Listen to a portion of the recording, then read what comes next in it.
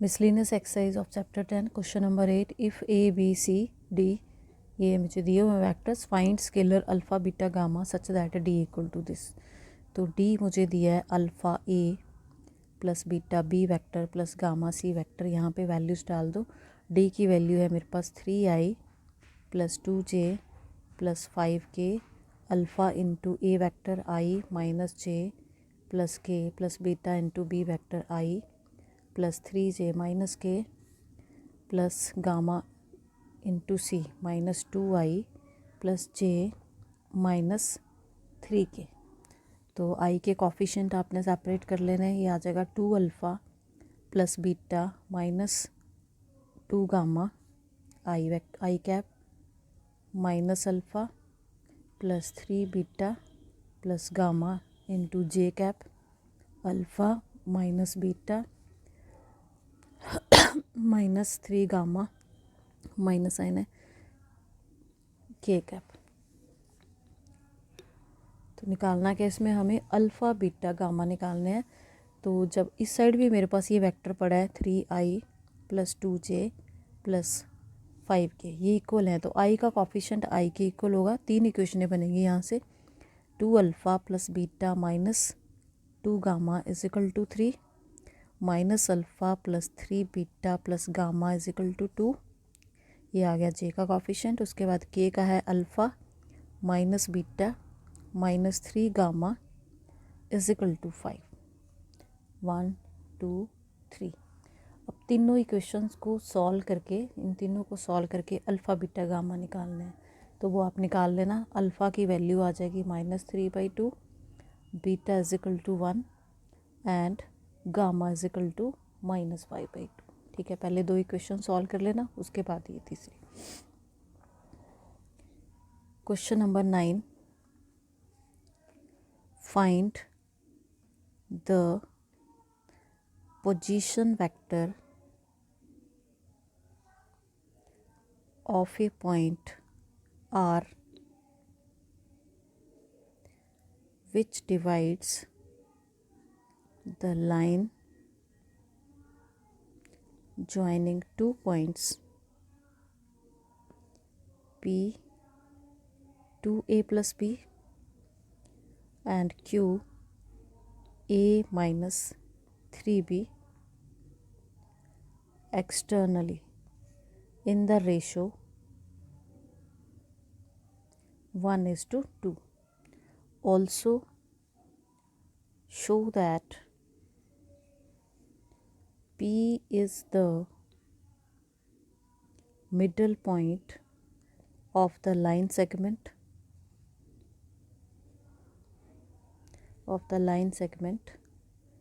RQ।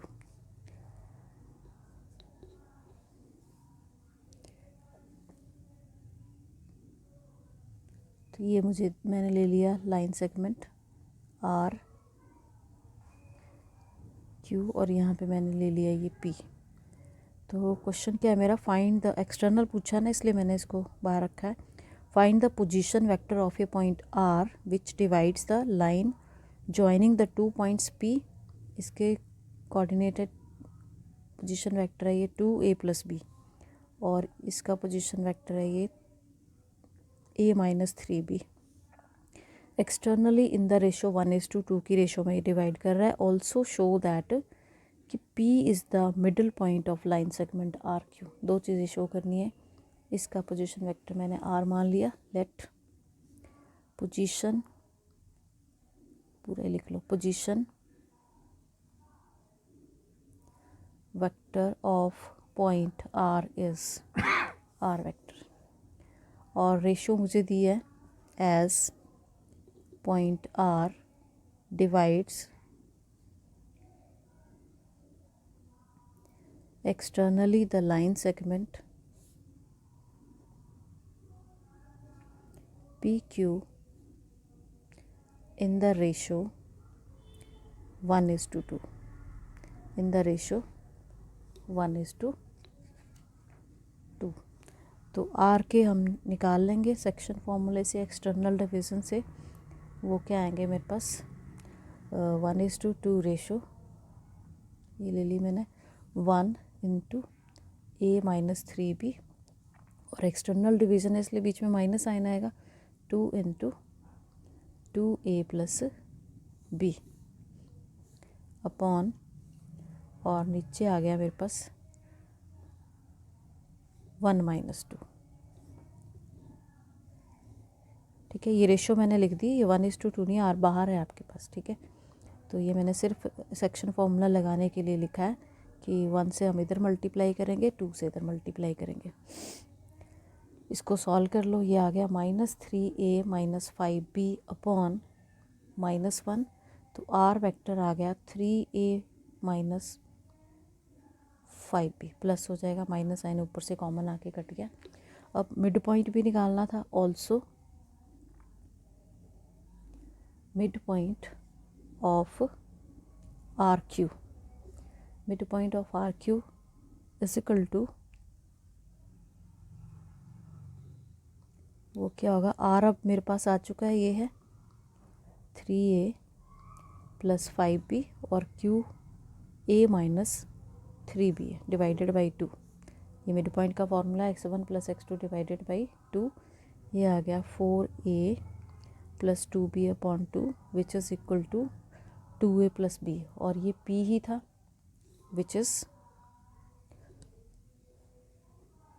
Position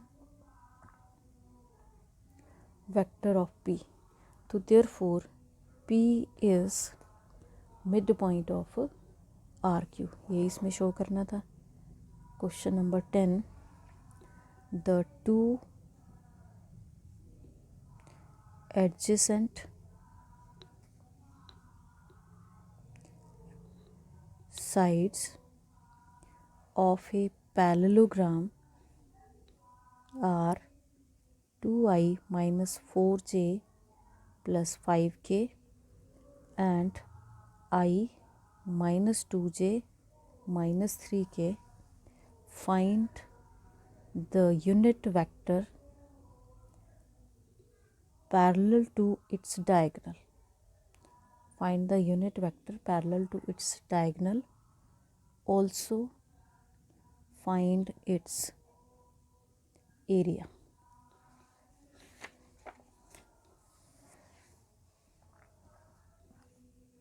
parallelogram दी है हमें, ये ले ली मैंने parallelogram A B C D, और ये मेरा डायगोनल है। तो एडजेसेंट साइड्स ये ले ली मैंने दो, 2i minus 4j plus 5k, और दूसरी ले ली मैंने i minus 2j minus 3k। अब डायगोनल ए सी मुझे फाइंड आउट करना है, तो ए सी क्या होगा, इन दोनों का addition. Diagonal A C is A B plus A D, और इनको ऐड कर दो, ये आ गया मेरे पास 3i minus 6j plus 2k।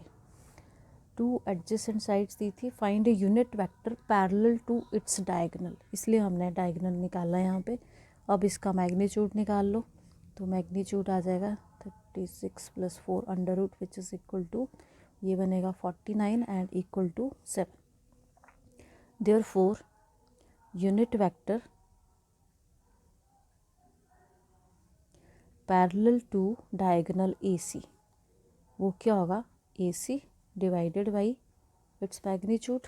AC आपके पास ये है और 7, तो ये बन गया 3/7 i minus 6/7 j plus 2/7 k, ये आ गया मेरे पास यूनिट वेक्टर। और उसने मुझे पूछा था एरिया ऑफ पैरेललोग्राम, तो एरिया ऑफ पैरेललोग्राम क्या होगा, टू एडजेसेंट साइड्स का क्रॉस प्रोडक्ट और उसका magnitude, A B cross A D, इसका magnitude i j k 2 minus 4 5 1 minus 2 minus 3, और यहाँ से आप डिटर्मिनेंट फाइंड आउट कर लेना, तो ये आ जाएगा 600 500 which is equal to 11√5 square units,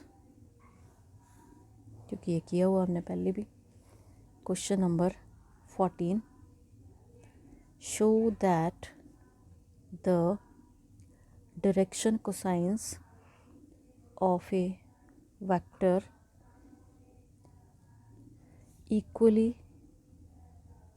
inclined to the axis OX, OY, OZ are 1 by root 3, 1 by root 3 and 1 by root 3.